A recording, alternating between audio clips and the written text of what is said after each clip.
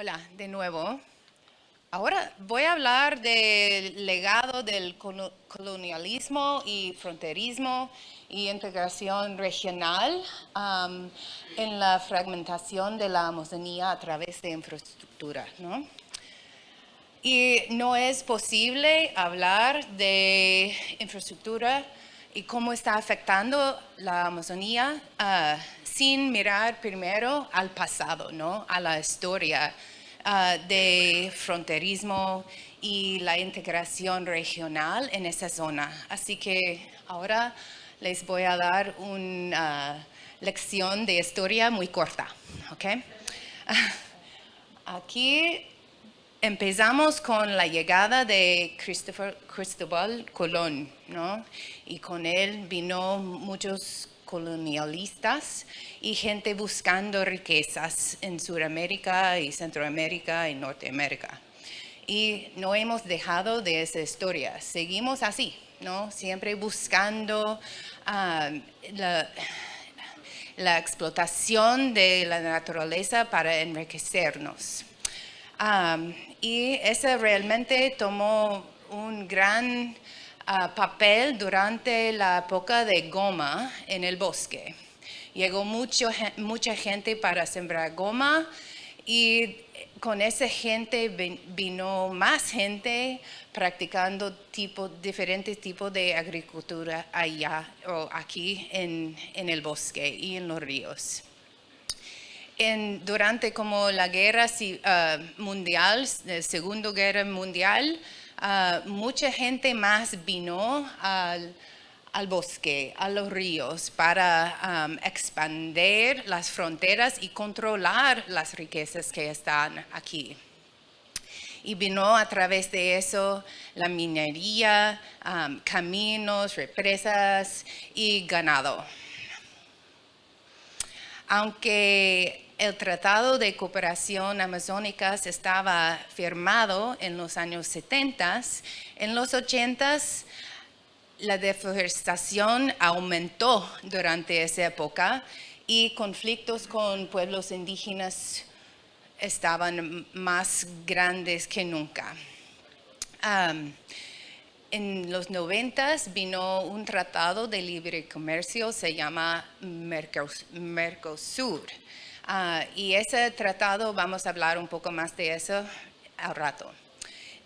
A través de ese tratado de libre comercio vino IRSA o COSI Plan, un plan de integración de infraestructura para apoyar al libre comercio acá en la región. Y después minería de oro, hemos escuchado de eso, vamos a escuchar más de la minería y deforestación y los incendios que están recién, recordamos que han pasado recién. Y ahora estamos llegando a una etapa en que todo el mundo, como ya digamos, que todo el mundo está enfocada en proteger esta región. Pero ¿cómo podemos proteger, restaurar los ríos si seguimos con esa meta de desarrollo de economía, de infraestructura, etcétera? Vamos a ver. Pues como les dije antes, ahora que entendemos la cronología de la historia de colonialismo, neocolonialismo en la Amazonía, tenemos que pensar en el impulso principal del desarrollo ahora en esa zona. Y es a través de la integración de infraestructura regional de Sudamérica que está basado en esa idea de libre comercio, que para tener el comercio tenemos que tener infraestructura que puede llevar la mercancía al mercado, que puede llevar la gente, los consumidores, al mercado para comprar las cosas. Y como en la Amazonía y otras partes de las Américas, no había muchos carreteras, hidrovías, etc. Y ahora están construyendo todo eso. Y hay que tener en cuenta de que lo que está pasando aquí en la cuenca no solo pasa aquí, está pasando desde México hacia Chile. Y los pueblos originarios indígenas son la gente más afectados por ese tipo de desarrollo. Y hay gente en Chile y en otros lados que también están en encuentros a sí mismos, luchando contra la misma cosa, pensando en cómo cambiar esa forma de pensar y arruinar el medio ambiente. ¿Okay? Hay gente ahí que quieren juntarse con ustedes. Bueno, ya. Es el escenario bonito y es el escenario actual, ¿no? Aquí puedes ver los puertos, caminos, ferrocarriles, represas, minería, todo eso. Y eso solo está en la cuenca amazónica. Y en el estudio de lo cual hablaba antes, preguntamos esa pregunta: ¿qué factores socioeconómicos están degradando la integridad de los ecosistemas fluviales en la cuenca amazónica? Y las respuestas de la encuesta y entrevistas nos dijeron eso, que son muchas cosas. Son las carreteras, hidrovías, deforestación, incendios, agronegocios, represas, minería, ya hemos escuchado de todo eso. Pero también es el discurso a favor del desarrollo y la brecha de ciencia, datos, la falta de seguimiento de políticas de protección, la falta de aplicación de políticas, la falta de regulación de todo y falta de la voluntad política para conservar la cuenca, más que nada. Y una gente, bueno, esas son como cotaciones de las entrevistas. Los ríos del Amazonas han sido considerados como recursos económicos antes que ecológicos, ¿no? Hay que sacar la riqueza, digamos. IRSA está orientando el desarrollo de infraestructura, incorporar la protección de los ríos amazónicos puede contradecir esta visión, ¿no? Hay que proteger, no desarrollar los ríos. El sector agrícola abrazará la causa cuando las exportaciones sean, ¿qué dice? Embargadas debido a problemas ambientales y cuando falta agua para regar los cultivos. Eso ya pasó hace unos años. No sé si recuerdan que había un embargo de productos de la Amazonía desde Europa por poner presión hacia los gobiernos que dejan con los incendios, ¿no? Que dejaban con los incendios acá en la cuenca. Y para los colonos, la sensación de progreso es ver el bosque en el suelo. Y la riqueza para ellos es el ganado. Eso es lo que dice la gente, ¿no? De la encuesta. Y la pregunta es, ¿cómo cambiamos eso, no? Pues a través del desarrollo de infraestructura, hay esas vías navegables, ¿no? Las hidrovías. La Amazonía siempre ha sido, los ríos han sido como fuente de transporte desde siempre para la gente indígena acá, pero ahora están usando los ríos para transportar aún más mercancía a los mercados, ¿no? Y ese cambio como cambiar el caudal del río causa cambios Esa palabra, geomorfólogos y, y la calidad de agua, ¿no? Y eso afecta a los peces y afecta bueno, como agrícola de inundación, ¿no? Porque la calidad de agua es peor a través de todo eso. Aquí puedes ver que hay muchas hidrovías, pero no solo son hidrovías, ¿no? Son puentes, son caminos, son ferrocarriles y cada cosa causa un golpe al río, ¿no? A la cuenca, al ecosistema y causa la fragmentación de los ríos y eso afecta, como hemos escuchado mucho, a los peces migratorios, pero no solo ellos, ¿no? También a los animales terrestres, a la gente, a todo. Y, por ejemplo, alguien nos dijo que en el río Madera, en Bolivia, las represas interrumpieron la migración y afectaron la dinámica del río. Esas hidroeléctricas no son nuestras, están en Brasil. El monitoreo muestra que la población de Dorado disminuyó. Dorada realiza la migración más larga, más de 1,000 kilómetros en la cabecera. ¿Okay? Cuando estaba en Tocantins hace 6 años, yo conocí un biólogo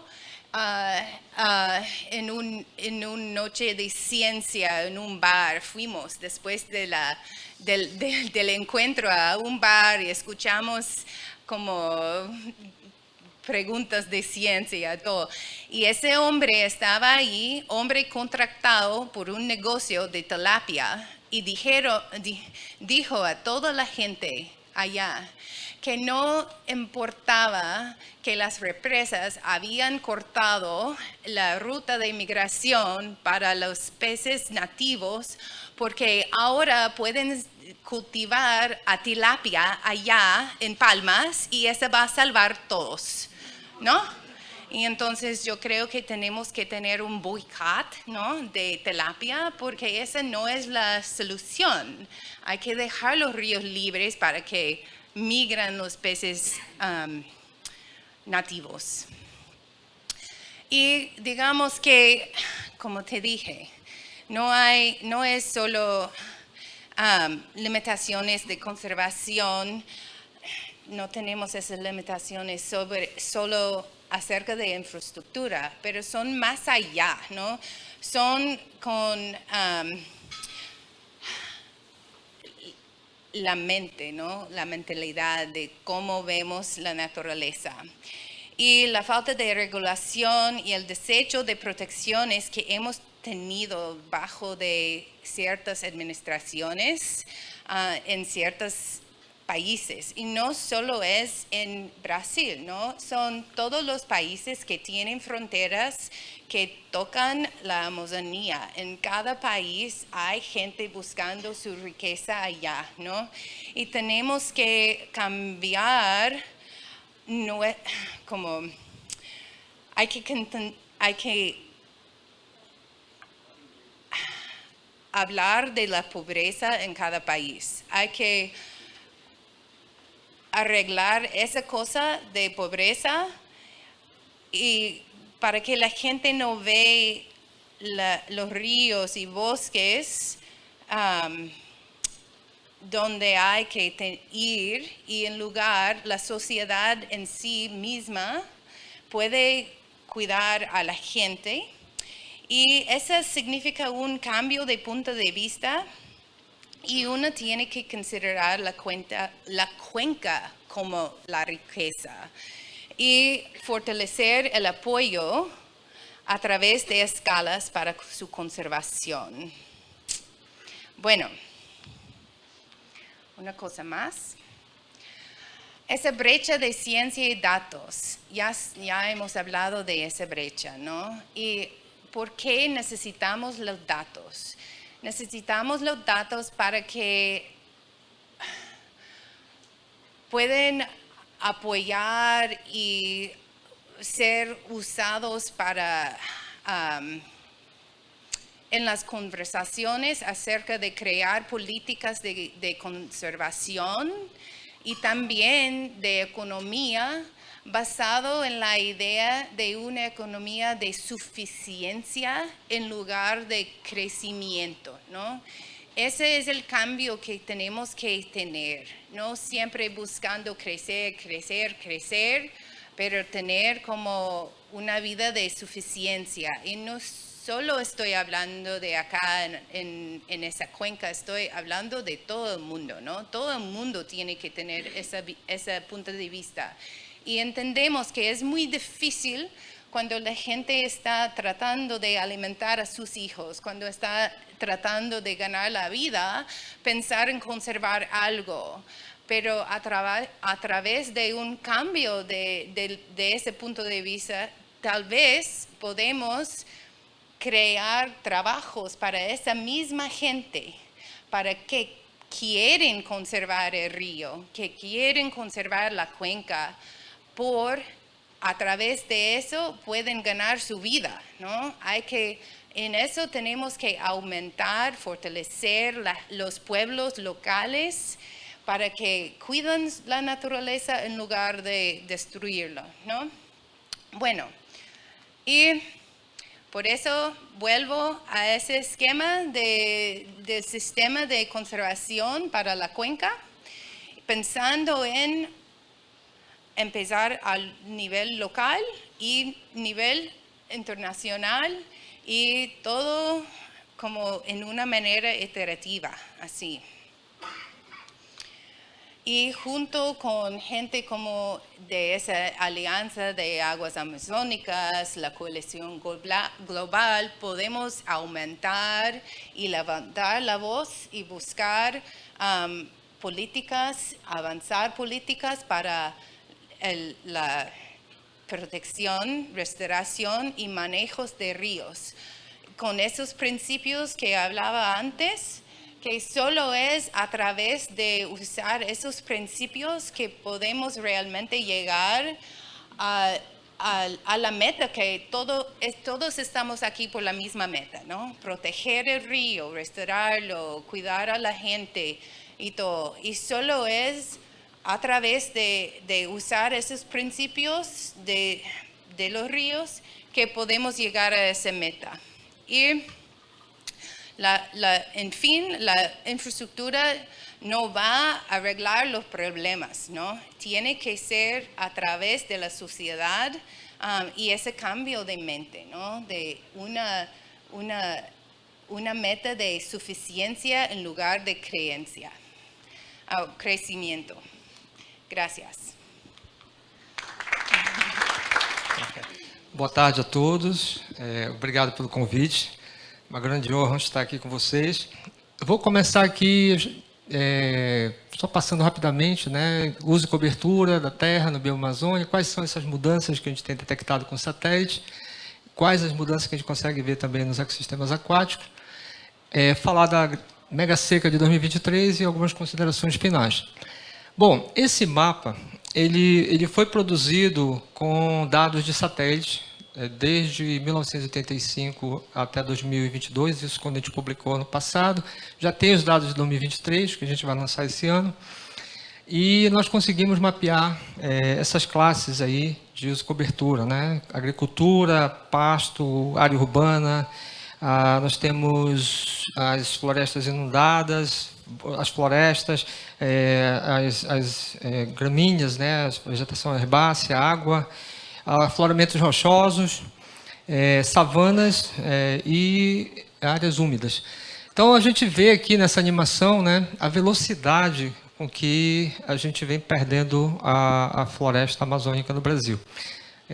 Essa região ela abarca aproximadamente 60% do bioma Amazônia na Panamazônia, e o Brasil é o país que mais contribui com o desmatamento. Foram 50 milhões de hectares perdidos de floresta nesse período analisado.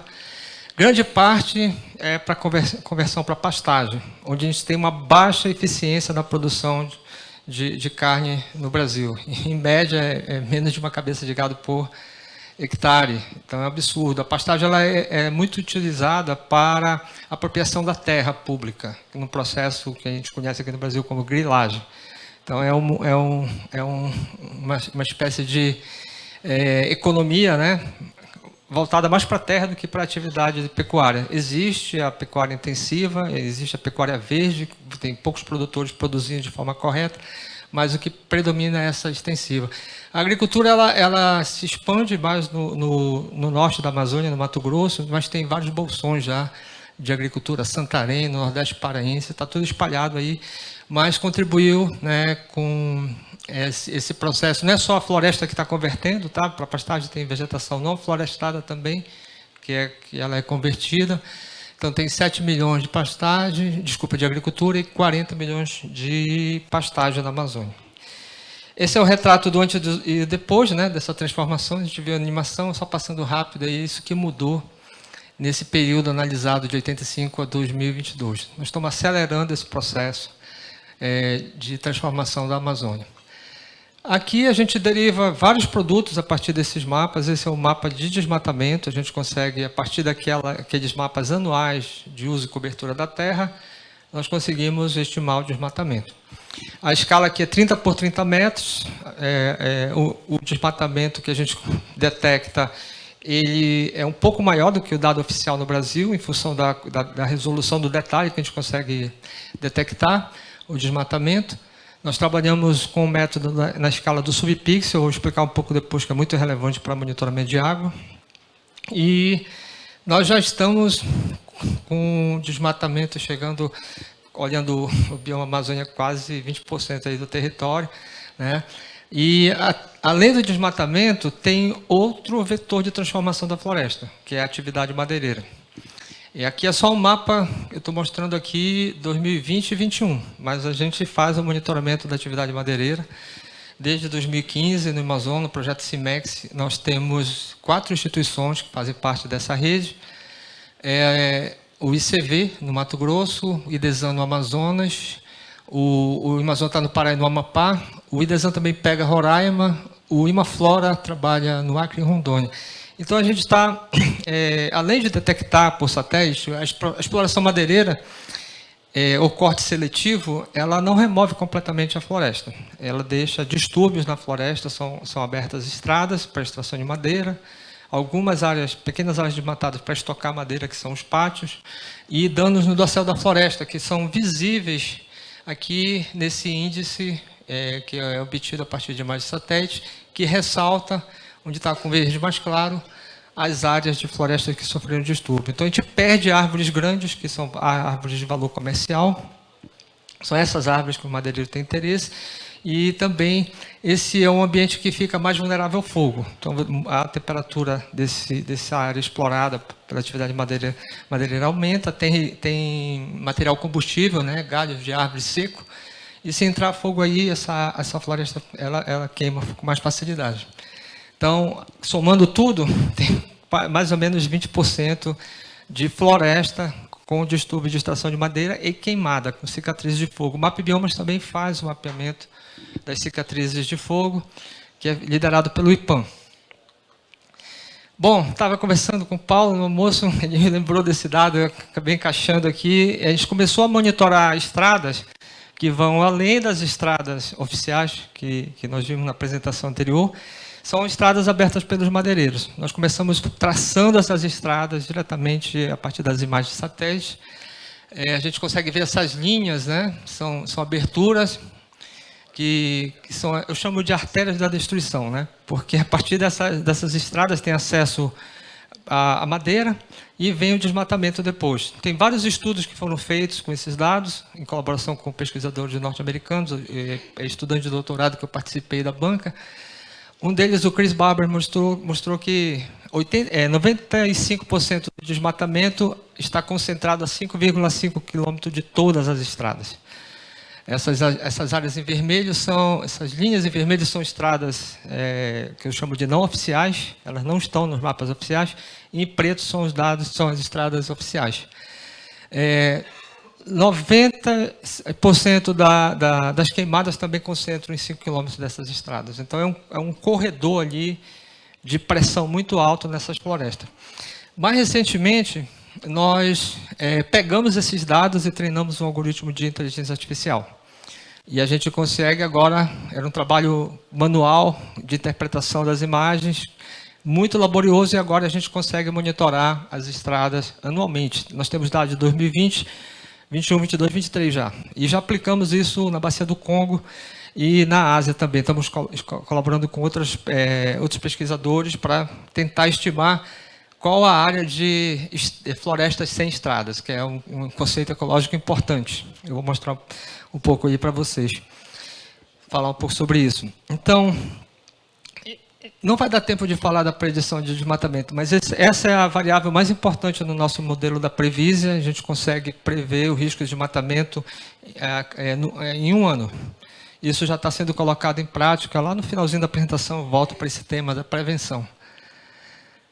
Aqui são os resultados desse trabalho de mapeamento de estradas com inteligência artificial, né? 55% estão em áreas privadas, que já estão em domínio de proprietários privados que cadastram sua propriedade no sistema do Brasil chamado CAR, Cadastro Ambiental Rural. 25% em terras públicas, são as áreas que são mais vulneráveis pela grilagem, pela atividade madeireira. 41% cortam floresta ou estão a 10 quilômetros dessas florestas. São essas áreas em verde claro.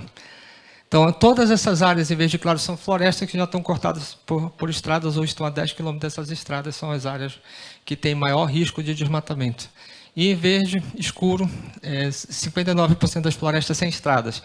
Esse número é de 2020, infelizmente já aumentou, já diminuiu, aumentou a pressão de estrada, diminuiu florestas sem estradas. E a gente consegue detectar muito mais estradas com inteligência artificial do que com a detecção a partir de interpretação visual das imagens. Desculpe se eu estou falando muito rápido aí para os tradutores, vou tentar diminuir o ritmo. Bom, todo o trabalho que eu venho fazendo há mais de 2 décadas aqui na Amazônia brasileira foca no monitoramento de floresta. E existe esse risco, né, de tipping point aqui na Amazônia. E esse é um risco, é uma hipótese plausível, né? Se a gente continuar desmatando, a gente vai realmente ter um estresse hídrico muito grande na região e um colapso da floresta. Já existem estudos que apontam que tem floresta emitindo carbono, mesmo distante da degradação, em períodos de estresse hídrico. E, então, se isso é uma hipótese plausível, a outra hipótese que eu tenho colocado é que os ecossistemas aquáticos eles vão dar o alarme para a gente. Então, é por isso que eu decidi começar a estudar esses sistemas, depois de um trabalho que eu fiz em parceria com o José Marengo, onde a gente tentou olhar esses vetores do clima e os vetores associados a desmatamento, extração de madeira, né, e os impactos desses vetores na região. E foi publicado primeiro um relatório, que foi encomendado pelo Greenpeace, e a partir desse relatório a gente publicou esse artigo. Então tem esses dados que apontam que a temperatura da superfície do ar tem aumentado na Amazônia. Esse gráfico é um pouco complexo, quanto mais azul é mais chuva, branquinho é menos chuva, e aqui no eixo do X são os meses, de janeiro a dezembro, e aqui ao longo do tempo, tá, a série histórica. E a linha vermelha é a tendência que deveria estar acontecendo, mas o que a gente observa aqui, a partir de um determinado momento, os verões estão ficando mais longos e mais secos. Então, isso já são indicadores de precipitação que apontam que tem essa tendência, e isso já está afetando a safra, principalmente do Nordeste do Pará. Os produtores estão reclamando que está demorando chegar a chuva, né? Na região de Paragominas. Então, temos esses eventos climáticos extremos cada vez mais frequentes, que é outro indicador importante. E aí, depois desse estudo, eu decidi usar essas técnicas que eu uso para monitorar a floresta para aplicar nos ecossistemas aquáticos. O Ian falou de Global Surface Water, que é um produto fantástico, eu sou super fã. E a gente desenvolveu outro método que permite decompor o pixel em termos de solo, vegetação, água e vegetação seca, vegetação fotossinteticamente ativa e não ativa. Esse tipo de método permite monitorar melhor água em ambiente de várzea. Então, a gente comparou com os dados do Global Surface Water e criou um índice para mapear água em água aberta e água com vegetação não de bosque, não de floresta fechada, tá? Mas de gramíneas, né? Áreas de várzea com vegetação mais aberta. Quando eu vi esse gráfico, eu me assustei, eu comecei a conversar com os especialistas, o pessoal que está trabalhando em Roraima, da Embrapa. O que está acontecendo aí nas várzeas de Roraima? Está secando. E vocês devem estar vendo aí no noticiário que tem queimada, né, nessas áreas de várzea. Então, esse foi o padrão que a gente detectou, que nos verões da Amazônia, verão amazônico, tem uma tendência de reduzir a superfície de água na Amazônia. A partir desse estudo, a gente lançou o MapBiomas Água. Eu não vou detalhar muito aqui, esse está publicado, esse trabalho. A principal áreas de perda de superfície de água estão aqui nas várzeas. Tá? Contrasta um pouco com o teu resultado, eu quero sentar depois contigo para ver, porque a gente está pegando que está secando, uma tendência de redução de água. E isso é muito normal na ciência, viu? Não se assuste, a gente tem que olhar os dados, comparar, entender os métodos, mas a gente conseguiu detectar essa tendência de seca na Amazônia, não só no bioma Amazônia, todos os biomas brasileiros. Aqui é o dado da série histórica, tem realmente picos de inundação, mas a partir de determinado momento a gente começa a ver uma tendência de redução. 2022 foi um ano com muita chuva, muita água, a gente detectou muita superfície de água, mas 2023 a gente já sabe o que aconteceu, né? Então, vários anos, né, essas setas para baixo são anos que tiveram redução em relação à média histórica. Vários anos. E muitos desses anos têm a ver com esses anos de seca extrema. E em 2023 teve essa mega seca, o nosso mapeamento, no MapBiomas Água, ele detectou, nós já submetemos o artigo, estimamos que 3,3 bilhões de hectares de perda de superfície de água nesse ano em relação a 2022. Está em revisão o artigo, tá? A gente viu que 1,3 bilhões de hectares estão em áreas protegidas. Então, não adianta ter só área protegida, o ecossistema aquático dessas áreas vai ser afetado. Então, pode até ter barreira para desmatamento, para extração de madeira, mas na área protegida a gente vai ter esse tipo de problema. Alto impacto negativo nas populações e na biodiversidade, que já foi reportado aqui. Um outro projeto que está em andamento é tentar melhorar o entendimento dessas áreas úmidas na Panamazônia. Então, nós estamos num esforço também de rede do MapBiomas e da RAISG, que é a rede amazônica de informação georreferenciada, de informação socioambiental georreferenciada, desculpe. Nós compilamos, nós fizemos um compilado de dados que estão publicados, várias fontes de mapas, integramos, temos uma primeira versão harmonizada desses dados, e em cima desses dados, nós estamos calibrando também modelos de aprendizagem de máquina para melhorar o mapa. Já tivemos o primeiro workshop que incluiu todos os países da Panamazônia em Brasília, e a semana que vem nós vamos ter o workshop nacional com os especialistas de áreas úmidas em Belém. Então, é um projeto que, primeiro, um dos objetivos é tentar entender quais são as áreas prioritárias para conservação e manejo de áreas úmidas. Eu estou aprendendo muito, eu cheguei hoje de manhã, já aprendi muito com vocês aqui. Tenho 3 minutos, acho que eu vou conseguir chegar lá. Bom, aqui é notícia recente, né? Tem essas áreas úmidas de Roraima que a gente viu que está tendo uma alta incidência de queimadas. No Pantanal, vocês devem ter ouvido falar também da notícia, né? Está secando e está queimando. Então, esse é um problema que não é exclusivo da Amazônia. Nós expandimos o estudo do MapBiomas Água para entender a água sólida. Então, não ficamos nada contentes com os resultados. Aqui é a série histórica de 1990 até 2020, aponta 42% de redução da superfície de gelo nas geleiras subtropicais andinas. Tá? Isso aí é outro problema, que reduz a disponibilidade de água para as populações que dependem dessas águas para a agricultura, para o consumo de água. Várias geleiras de pequeno porte já estão extintas na Venezuela, no Equador, e o país mais afetado com essa redução de superfície de água é o Peru. Então, a gente está combinando todos esses... A gente não consegue ainda monitorar a água subterrânea, que é bem complicado, mas é a ponta do iceberg, esse é o problema. Tá? Porque se tem problema na superfície, os aquíferos também estão com déficit de água. Para terminar, né, eu acredito que ainda dá tempo para mudar. Então, esse é porque nós estamos aqui, né, a gente quer buscar soluções e tentar implementar. Esse é o retrato, né, da Amazônia em termos de desmatamento. O trabalho que a gente está fazendo no Brasil, que eu apresentei aqui, já está sendo feito em toda a Panamazônia, tem dados de desmatamento para todos os países. Essas políticas de desmatamento zero para 2030, elas estão furadas. É desmatamento zero agora. Temos que parar de desmatamento, isso vai ganhar um tempo, e isso é uma questão crítica que nós cientistas, as comunidades do terceiro setor, nós precisamos engajar com as autoridades para discutir seriamente esses planos que estão sendo postos, que não são factíveis, não vai dar tempo. A segunda coisa é acelerar essa restauração, né, para tentar também sequestrar carbono com solução baseada na natureza.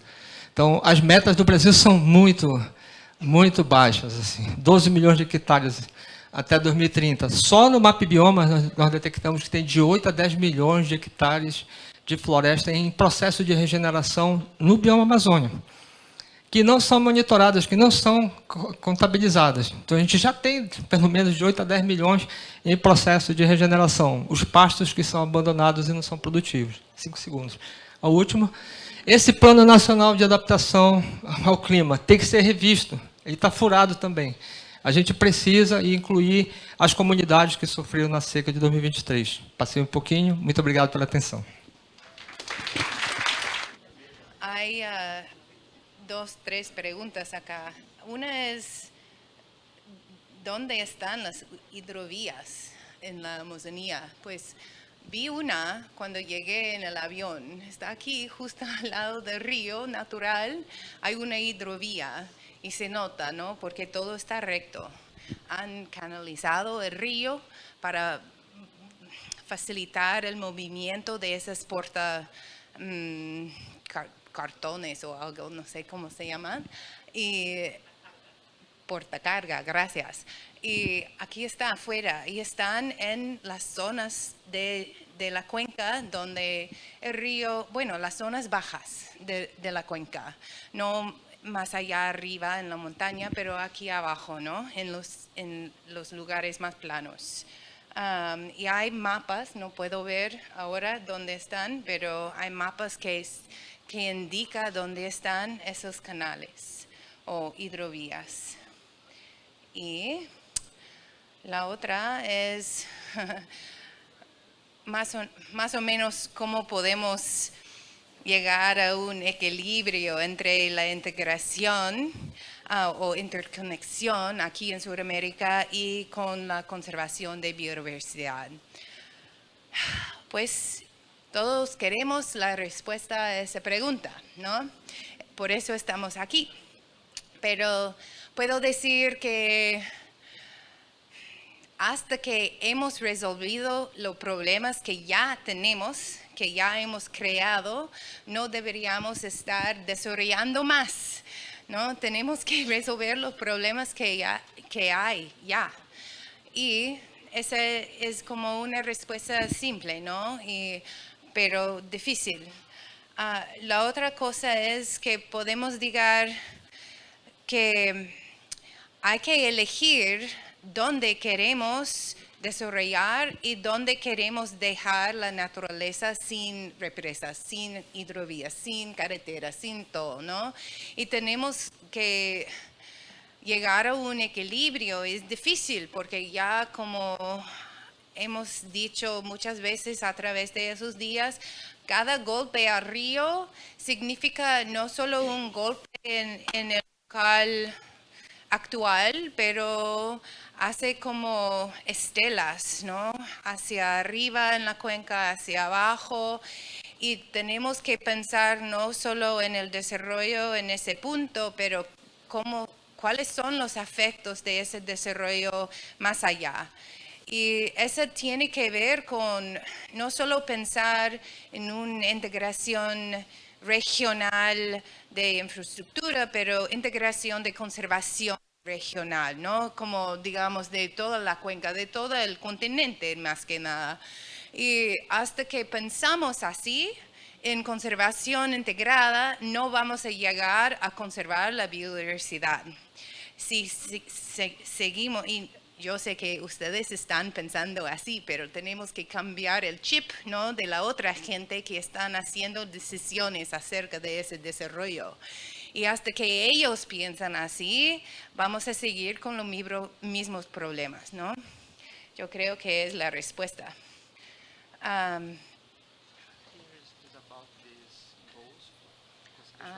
30-30.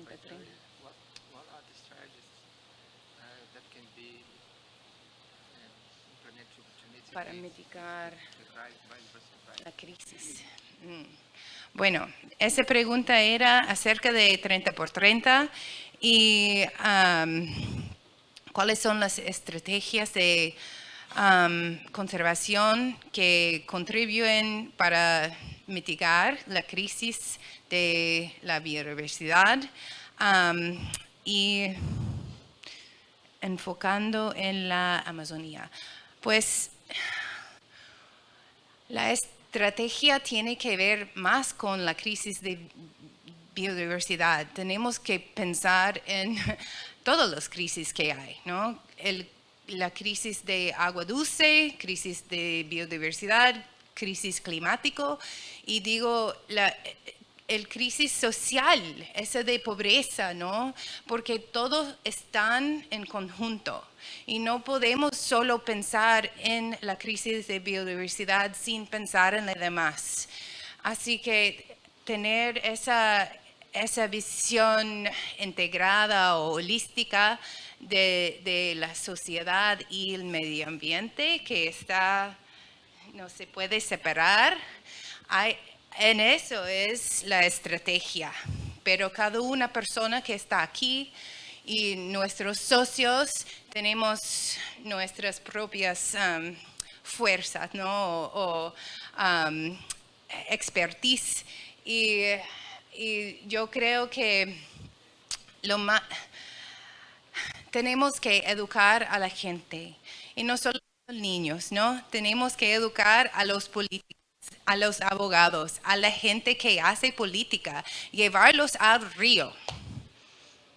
No solo en la hidrovía, ¿no? Llévalos al río para acampar, para conocer el río, la gente indígena, para que se entrega su mente, su ser al río, para que entienda realmente por qué es tan importante. Y tenemos que como educar el mundo, ¿no? Al mundo, de todo el mundo, que conservar los ríos, biodiversidad, es conservar a nosotros mismos, que no podemos vivir sin biodiversidad, ¿no? No es posible. Esas son preguntas muy difíciles contestar aquí en ese momento, ¿no? Pero es por eso estamos teniendo esa conversación, ¿no? Por eso estamos aquí y yo creo que cada una persona tiene la oportunidad de como cambiar algo en su vida, en su trabajo y juntos yo creo que sí podemos llegar a esa meta de 30 por 30 o por lo menos, o más bien 50 por 50, ¿no? ¿Quieres decir algo?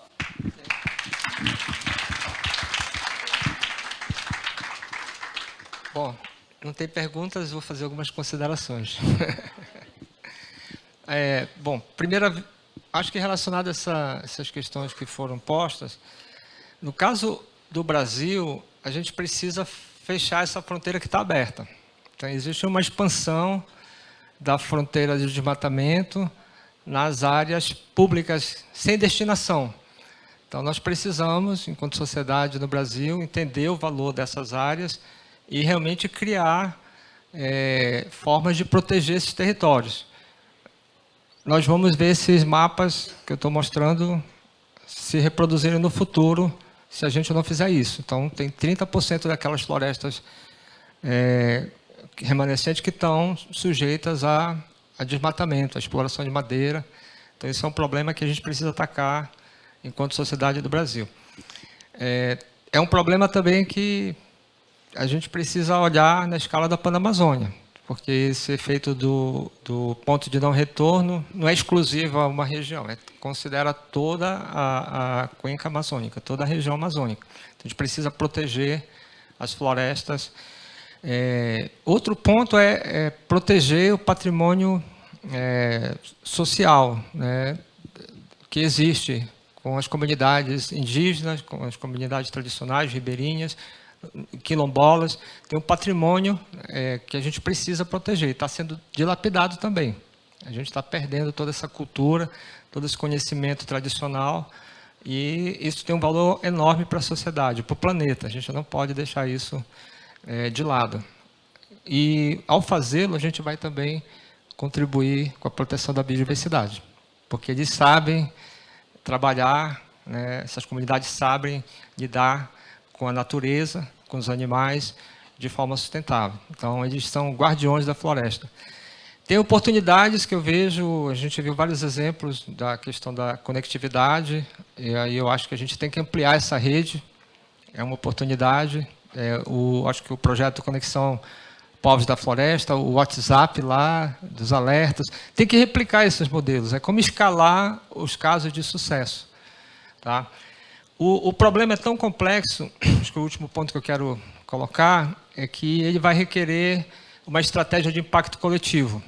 Não dá para trabalhar isso com algumas linhas de ação, são várias linhas de ação, e a gente precisa criar essas redes, né, que envolve toda a sociedade, todos os representantes da sociedade, inclusive o setor privado vai ter que participar. Os governos vão ter que ser mais ativos, e cabe a nós, cidadãos, votarmos melhor. A gente precisa melhorar o nível de consciência na hora de tomar nossas decisões. Tem um trabalho da Donella Meadows, que ela deixou um legado fantástico estudando sistemas complexos.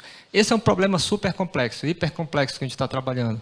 E a gente precisa intervir em pontos de alavancagem para mudar sistemas complexos. E ela coloca que a mudança da mentalidade, o mindset que tem que mudar, é onde a gente tem que atacar. Eu vi várias pessoas falando aqui do valor da educação, de levar realmente, envolver as crianças. Eu acho que é a nossa esperança para o futuro. Com as redes, com o trabalho de impacto coletivo, a gente tem alguma chance. Obrigado.